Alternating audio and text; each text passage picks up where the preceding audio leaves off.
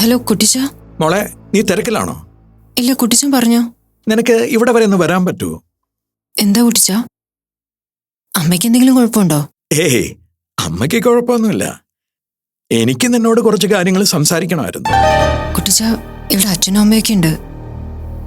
പിന്നെ കുട്ടിച്ചനെ സംസാരിക്കാനുള്ള എന്താന്ന് എനിക്ക് ഏകദേശം ധാരണയൊക്കെ ഉണ്ട്. അത് പിന്നെ ആയാലും പോരെ? നീ ഉദ്ദേശിക്കുന്ന കാര്യമല്ല എനിക്ക് സംസാരിക്കാനുള്ളത്. പക്ഷേ നിന്റെ ജീവിതത്തെയും നിന്റെ മക്കളെയും ബാധിക്കുന്ന കാര്യമാണ്. എനിക്ക് അവിടം വരെ വരാൻ പറ്റാഞ്ഞിട്ടാ. മോൾ ഇങ്ങോട്ടൊന്ന് വരൂ, എങ്കിൽ ഞാൻ വിശദമായിട്ട് പറയാം. എന്നാ ഞാനിപ്പോ തന്നെ വരാം. അതാ നല്ലത്. പെട്ടെന്ന് വാ.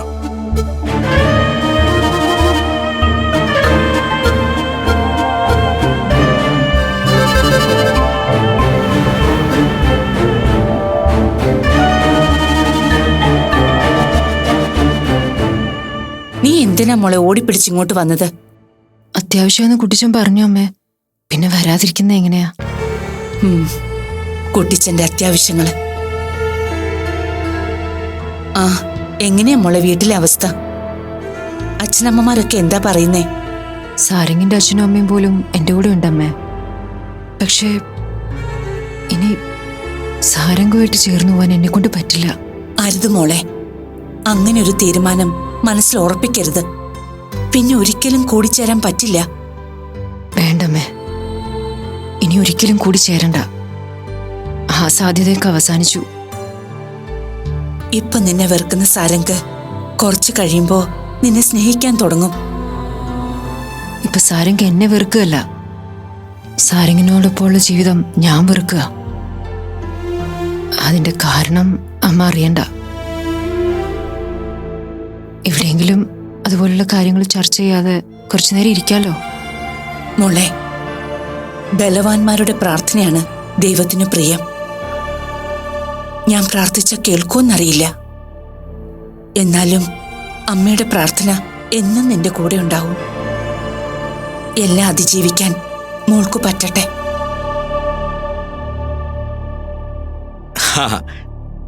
മോള് വന്നിട്ട് അധികം നേരമായോ? ഇല്ല കുട്ടിച്ച, ഇപ്പൊ വന്നേ ഉള്ളൂ. മോളൊന്ന് വന്നേ.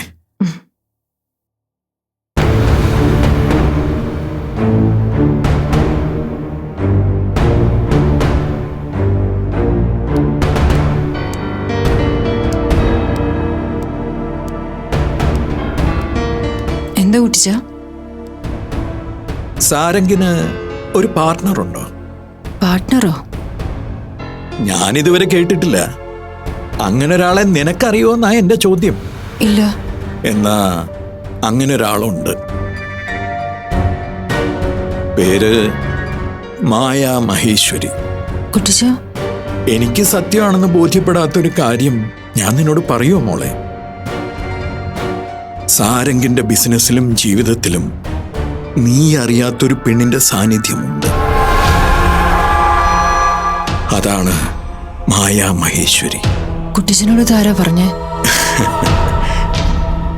പണ്ട് കുറെ കാലം ഞാനൊരു ബിസിനസ്സുകാരനായിരുന്നല്ലോ. ഇടയ്ക്ക് ചിലരൊക്കെ വിളിക്കാറുണ്ട്. ചിലപ്പോ ചില നീണ്ട സംസാരങ്ങളില് മറ്റു പലർക്കും അറിയാത്ത പല കാര്യങ്ങളും ഞാൻ അറിയാറുണ്ട്. അങ്ങനെ ഒരു വിളിയിൽ നിന്ന് കിട്ടിയ സൂചനയാണ് ഈ പെണ്ണ്.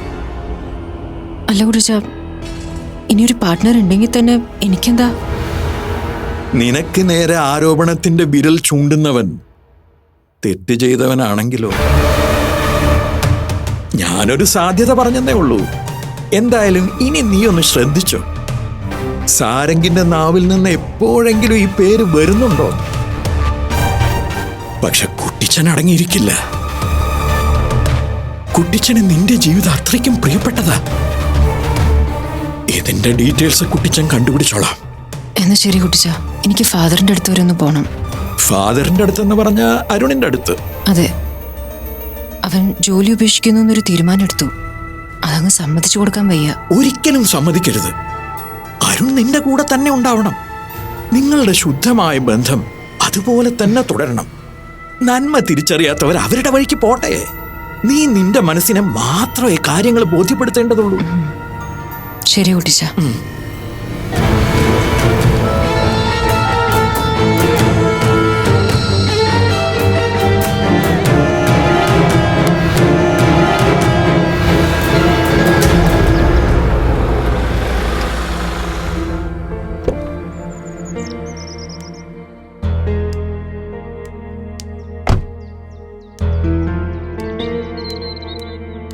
മാം ഫാദർ അല്ലേ? ഉണ്ട്.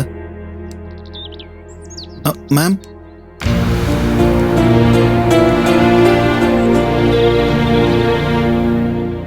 ഫാദർ,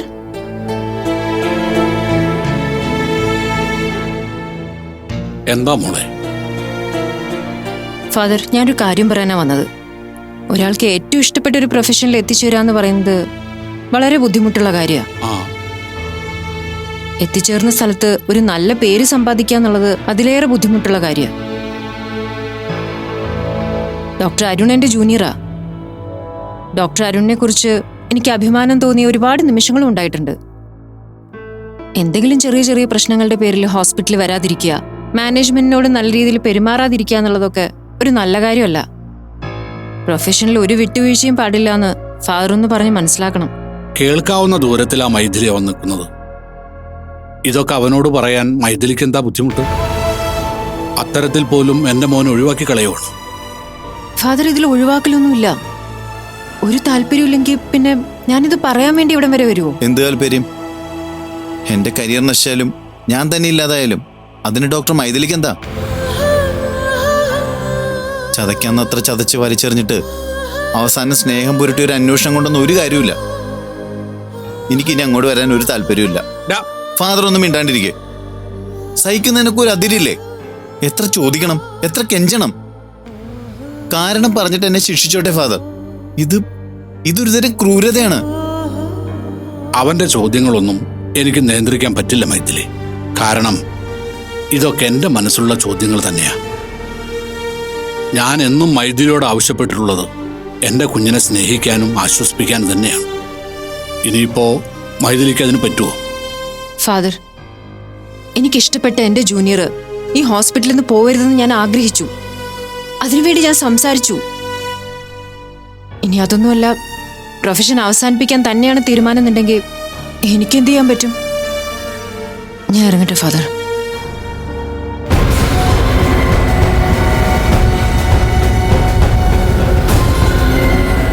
ഞാൻ ഇനി എന്താ വേണ്ടത്? ഭ്രാന്ത് പിടിച്ച് അലഞ്ഞു ചാവാണ്ടിരിക്കാൻ ഞാൻ ഇനി എന്താ വേണ്ടത്? ഡോക്ടർ അരുണിന് എന്റെ ഉപദേശങ്ങളൊന്നും ആവശ്യമില്ല. സ്വന്തം കാലിൽ നിൽക്കാനുള്ള പ്രാപ്തിയുമായിട്ടുണ്ട്. So please.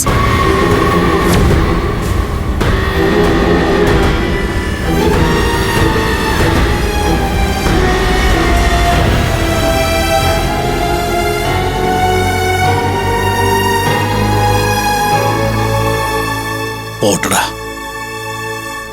അത്രേ ഉള്ളൂ? സമാധാനിപ്പിക്കാൻ വേറെ വാക്കുകളൊന്നും കിട്ടുന്നില്ലല്ലേ?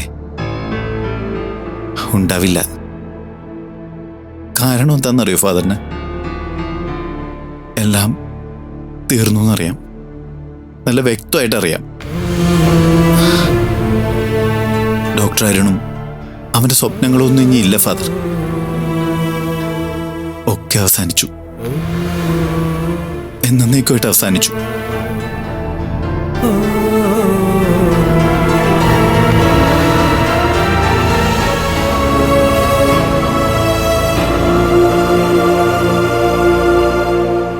ഗംഗാധര, കാര്യങ്ങളിങ്ങനെ അവിടെ ഇവിടെ എത്താണ്ട് പോയാ ശരിയാവുമോ? നമ്മുടെ ഈ ഇരിപ്പിനൊരു പരിസമാപ്തി വേണ്ടേ? ജഗന്നാഥൻ എന്താ ഉദ്ദേശിക്കുന്നത്? മൂർച്ചയുള്ള വാക്കുകൾ പരസ്പരം പറഞ്ഞ് അവർ വേർപിരിഞ്ഞ് തന്നെ നിൽക്കുകയാണെങ്കിൽ അവർ മാത്രമല്ലല്ലോ തോക്കുന്നത്, നമ്മളും കൂടെയല്ലേ? എന്റെ മകളെ വഴിവഴിച്ചവളെന്ന് വിളിക്കുന്നവനോട് ഇനി എന്ത് സംസാരിക്കാനാണ്? ഗംഗാധരേട്ടാ, സ്വന്തം ഭാഗം ജയിക്കാൻ വേണ്ടി സാരംഗ് അങ്ങനെ പറഞ്ഞു. ഒന്നുകൂടെ തിരുത്താൻ ശ്രമിച്ചൂടെ? എന്ത് തിരുത്താൻ? ആവശ്യത്തിന് വിദ്യാഭ്യാസമുണ്ട്, സമൂഹത്തിൽ സ്ഥാനമുണ്ട്. പക്ഷെ വിളിച്ചു പറയുന്നത് മറ്റൊരാൾക്ക് ആവർത്തിക്കാൻ കഴിയാത്ത നാണം കെട്ട കാര്യങ്ങൾ. എന്റെ മോളെ കുറിച്ച് ഇനിയൊരു മോശം വാക്ക് ഞാൻ സഹിക്കില്ല. ഗംഗാധരൻ ആ നിലപാടിൽ ഉറച്ചു നിന്നോളൂ. ആ, പക്ഷേ ഒരു കാര്യം സത്യമാണ്, മുന്നോട്ട് ഒരുപാട് ദൂരം നമ്മളില്ല, അവരേ ഉള്ളൂ. നമ്മൾ ഈ കഷ്ടപ്പെടുന്നതും വിഷമിക്കുന്നതൊക്കെ അവർക്ക് വേണ്ടിയല്ലേ? വേർപിരിക്കാം, വെട്ടിമുറിക്കാം, അതൊക്കെ ചെയ്യാം. പക്ഷേ ദൂരെ എവിടെയോ നമ്മളിരിക്കുമ്പോ നമ്മുടെ മക്കൾക്ക് സുഖമാണ്, സന്തോഷമാണെന്നറിയാതെ ഒരു സമാധാനം ഉണ്ടാവൂ? അതറിയാതെ നല്ല രീതിയിലൊന്ന് ശ്വാസം വിടാൻ പറ്റുമോ? അതൊക്കെ ശരിയാ. ഇപ്പൊ എന്താ വേണ്ടത്? സാരംഗിന്റെ ആരോപണം പൂർണ്ണമായും തെറ്റാണ്. ഈ ലോകത്ത് മറ്റാര് വിശ്വസിക്കുന്നതിനേക്കാളും ഞാനും അംബികയും മൈഥിലിയെ വിശ്വസിക്കുന്നുമുണ്ട്. പക്ഷേ ആരോപണം അന്തരീക്ഷത്തിലുണ്ട്. എനിക്കൊരു മാർഗം തോന്നുന്നത് നമ്മള് അരുണിനോട് സംസാരിക്കേണ്ടി വരുന്ന. അയാളോട് എന്ത് പറയും? പറ. അരുണിനോട് അല്പം ഒന്ന് അകന്ന് പെരുമാറാൻ പറയേണ്ടി വരും. ഒരു കുടുംബത്തിന്റെ സങ്കടം അയാൾക്ക് മനസ്സിലാവാതിരിക്കോ? അയാളുടെ രക്ഷിതാവ് ഒരു ഫാദർ ഇല്ലേ? നമുക്ക് അദ്ദേഹത്തോടൊന്ന് സംസാരിക്കാം. ഇതൊക്കെ നാണം കെട്ട കാര്യങ്ങളാണ്. നമ്മുടെ സുരക്ഷിതത്വത്തിന് വേണ്ടിയാണെങ്കിലും മറ്റൊരാളുടെ മേൽവിലാസത്തിൽ അതൊട്ട് കളിക്കുന്നത്. നമ്മൾ എന്ത് ചെയ്യാനാ? നമ്മുടെ മുമ്പിൽ വേറെ മാർഗമില്ലാതായിപ്പോയി. അത് വേറൊരു വഴിയെന്ന നിലയ്ക്ക് മാറ്റിവെക്കാം. ഇന്ന് സാരംഗിനോടും മൈഥിലിയോടും നമുക്കൊരു വട്ടം കൂടി സംസാരിക്കാം. എന്തിന്? തീരുന്നെങ്കിൽ തീരട്ടെ. അപേക്ഷിച്ചാലും നമ്മൾ നമ്മുടെ മക്കളോടല്ലേ ചെയ്യുന്നത്. ഗംഗാധരേട്ടനൊരു കാര്യം ഓർക്കണം. സാരംഗിന്റെ ഭാഗത്ത് ശരിയുണ്ടെന്ന് ഞങ്ങൾ ഈ നിമിഷം വരെ പറഞ്ഞിട്ടില്ല. അവിടെയും പ്രശ്നം മൈഥിലിയും മക്കളും തന്നെയാ. അവർക്കില്ലാത്ത ഒരു പരിഗണനയും ഞങ്ങളുടെ മനസ്സിൽ സാരംഗിനില്ല. അക്കാര്യത്തിൽ എനിക്ക് നിങ്ങളോട് തീർത്താൽ തീരാത്ത കടപ്പാടുണ്ട്. നിങ്ങള് സത്യത്തിന്റെ ഭാഗത്താണല്ലോ നിൽക്കുന്നത്, അവളുടെ കൂടെയാണല്ലോ നിൽക്കുന്നത്. അത് അവളുടെ പുണ്യമാ. ഇനി ജഗന്നാഥൻ എന്താന്ന് വെച്ചാൽ തീരുമാനിച്ചോളൂ. ഞാൻ നിശബ്ദനായിരുന്നോളാം. അപ്പോ നമുക്ക് അങ്ങനെ തന്നെ ചെയ്യാം. അത് കഴിഞ്ഞിട്ട് മുന്നോട്ടുള്ള മാർഗം എന്താന്ന് ആലോചിക്കാം. ഇതൊക്കെ ഒന്ന് ഒഴിഞ്ഞു പോയിരുന്നെങ്കിൽ, പഴയതുപോലെ തന്നെ നമ്മുടെ മക്കളെ നമുക്ക് കാണാൻ കഴിഞ്ഞെങ്കിൽ.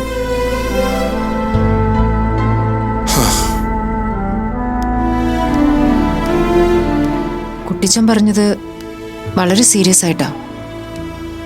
സാരംഗിന്റെ ബിസിനസിന് വേറെ പ്രോബ്ലംസ് ഒന്നുമില്ലല്ലോ, പിന്നെന്തിനാ ഇപ്പൊ ഒരു പാർട്ട്ണർ? അത് തന്നെയാ ഞാനും ചിന്തിക്കുന്നത്.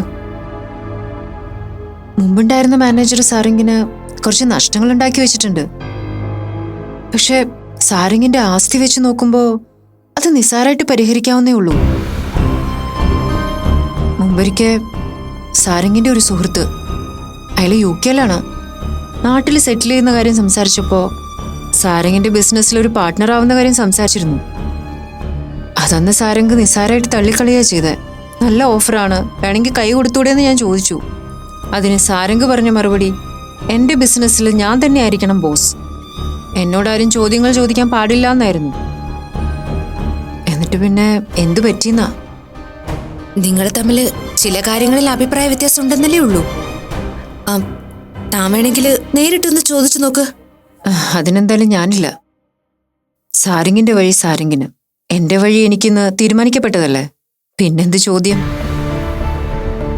രഞ്ജിത്ത് ഇപ്പോ സാരംഗിന്റെ മാനേജർ അല്ലേ. ഒരു ബിസിനസ് പാർട്ട്ണർ വരുമ്പോ രഞ്ജിത്ത് അറിയാതിരിക്കുവോ? അത് ഞാൻ ചോദിക്കാം. രഞ്ജിത്തിനോട് മറച്ചു വെക്കുകയില്ല. വീട്ടിലെ അവസ്ഥ എന്താ? അച്ഛനിപ്പോ വല്ലാത്തൊരു ധൈര്യ കാണിക്കുന്നത്. എന്തു വേണമെങ്കിലും നേരിടാന്നുള്ളൊരു ചിന്താഗതി. മുമ്പൊന്നും അച്ഛൻ എങ്ങനെ ഉണ്ടായിട്ടേ ഇല്ല, ഇത് ആദ്യാ. അച്ഛന് താൻ മാത്രമല്ലേ ഉള്ളൂ. താനൊരു അപകടത്തിൽ പെടുമ്പോ മറ്റൊന്നും ചിന്തിക്കില്ല. അച്ഛൻ കുറച്ചുനാൾ ഇവിടെ ഉണ്ടാവില്ലേ? ഉണ്ടാവുമെന്ന് തോന്നുന്നു. ഞാൻ ചോദിച്ചില്ല. നിൽക്കുന്നിടത്തോളം നിൽക്കട്ടെ. സാരംഗിന്റെ അച്ഛനമ്മമാരും തന്റെ അച്ഛനും കുറച്ചുനാൾ നിങ്ങൾക്കിടയിൽ ഉണ്ടാവുന്നത് നല്ലതാ. പൂർണ്ണമായിട്ട് ഒഴിവാക്കാൻ പറ്റിയില്ലെങ്കിലും വലിയ വലിയ സംഭവങ്ങൾ ഉണ്ടാവുമ്പോ ഒഴിവാക്കാൻ പറ്റുമല്ലോ. ശരിയാ. പക്ഷെ അച്ഛൻ പോണെന്ന് പറഞ്ഞാ ഞാൻ തടയില്ല. ഇനിയിപ്പോ അച്ഛൻ പോണെന്ന് പറഞ്ഞാ അതിന്റെ അർത്ഥം അച്ഛനെ കൊണ്ട് പിടിച്ചു നിൽക്കാൻ പറ്റില്ല എന്ന് തന്നെയാ. അച്ഛന് തോന്നുമ്പോ അച്ഛൻ പോയിക്കോട്ടെ, ഒരാൾക്കെങ്കിലും സ്വസ്ഥത ഉണ്ടാവുമല്ലോ. തന്നെ ഈ അവസ്ഥയിൽ കണ്ടുപോയിട്ട് അച്ഛന് സ്വസ്ഥത ഉണ്ടാവോ? അതൊരിക്കലും ഉണ്ടാവില്ല.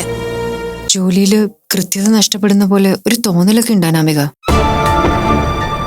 അതെനിക്ക് ഒട്ടും ഉൾക്കൊള്ളാവുന്നൊരു കാര്യമല്ല. എന്തെങ്കിലും വീഴ്ച സംഭവിച്ചു പോയാ മറ്റൊരാളുടെ ജീവനാ. താനിങ്ങനെ എല്ലാം നഷ്ടപ്പെട്ട പോലെ സംസാരിക്കാതെടൂ. നമ്മളെല്ലാം നാളത്തെ പ്രതീക്ഷയിലാ ജീവിക്കുന്നേ.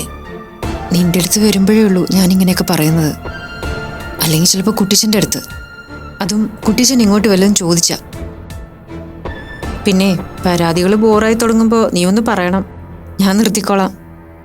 ഒന്ന് മിണ്ടാതിരിക്കുന്നുണ്ടോ?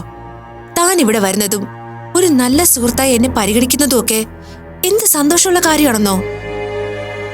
തന്റെ ഈ അവസ്ഥയില് ഒന്നും ചെയ്യാൻ പറ്റുന്നില്ലെന്നുള്ള സങ്കടമേ ഉള്ളൂ.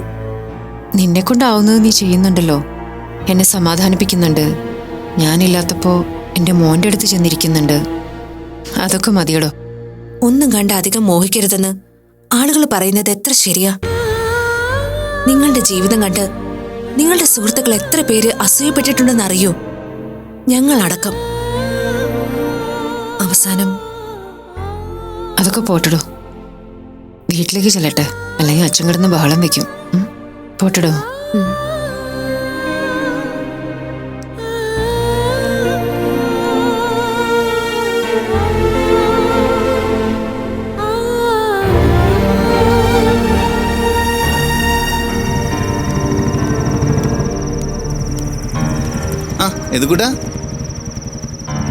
എതുകൂട്ടൻ എന്താ തനിച്ച്? ചേച്ചിയുടെ പോയി? ചേച്ചി വരുന്നുണ്ട്.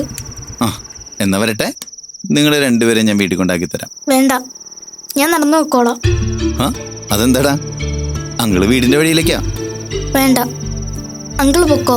ശേ, എന്നാ പിന്നെ നമുക്കിവിടെ തൊട്ടടുത്തൊരു ഐസ്ക്രീം പാർലർ ഉണ്ട്.